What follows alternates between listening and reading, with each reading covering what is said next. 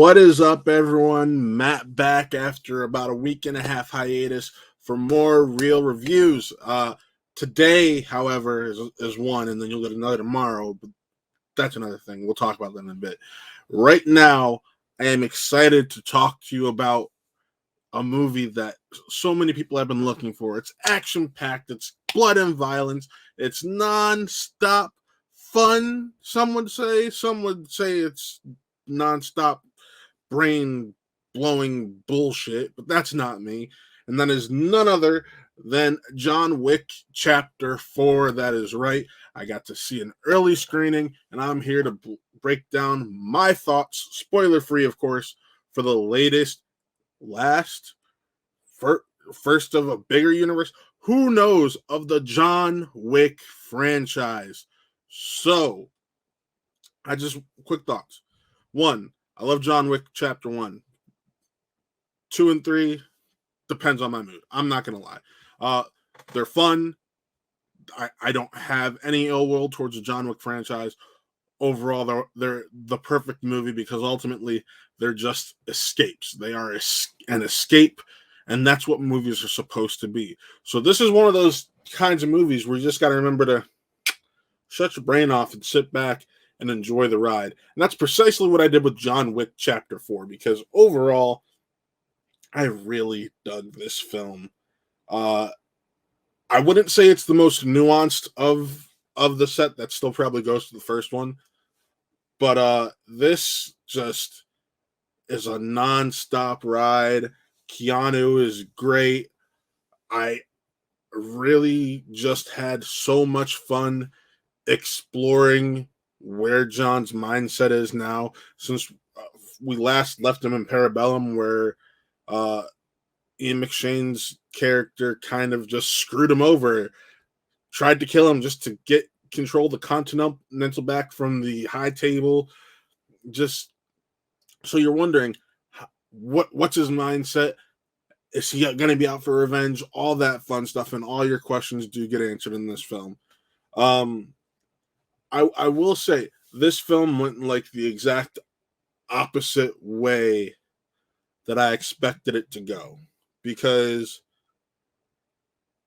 when I knew we were getting this fourth chapter, I thought we were going to get a story about John taking on the high table and getting revenge.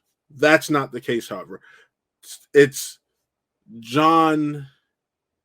I should say it's not the case to an extent. It's John taking on the high table for a chance at freedom, because ultimately that's what he's wanted. He's wanted out. He got dragged back in unwillingly, and now he's trying to get himself out, and he's trying to use every loophole he can. But the thing that's hurting him is any ally that he has is being hunted down by the Marquis of the high table, which is kind of similar to the Adjudicator, I guess, in part 3, where the Marquis is making judgments on certain places and certain members of the assassin community, just to ultimately bring John out of the shadow so he can take John out himself. And that's kind of where our story really begins to unfold. It's a globe-trotting adventure, and I don't really want to go into a ton because it can easily get really close into spoilers, because let's be honest, these movies are a lot of action. So there's not as much story to them, but you do get some new characters. No Halle Berry return in this, but Donnie Yen is fantastic. I really loved what they did. It seemed like they kind of took a page out of Rogue One with his character, because, well, he's blind. But he was still so funny and fun. And that's kind of the new characters, that's kind of the one I liked the most. I didn't gravitate toward him the most, shockingly. When it came to the character I gravitated towards the most, and it seems like it might be possible for him to get a spinoff, and that's Tracker. Or in the film, you'll hear him go as Nobody. That's Shamir Anderson, and he just has this dog, this emotional support dog, and he and that dog are just so fun to watch. And you kind of see in that character, at least, this evolution of from where he is in the beginning to a changed mindset kind of at the end, based off of how certain things play out. That was really cool. If I have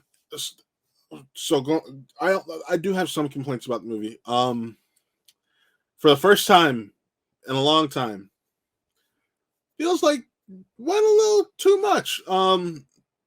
So what some people have to realize is that this film is nearly 3 hours long. It's 2 hours 49 minutes, and the longest John Wick film, 2 hours and 10 minutes. So this is a departure in a sense from what we're used to as John Wick fans. And there are times where you do ultimately feel the runtime.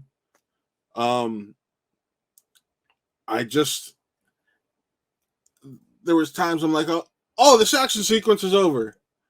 Oh, no, it's not. Oh. Okay, now it's over.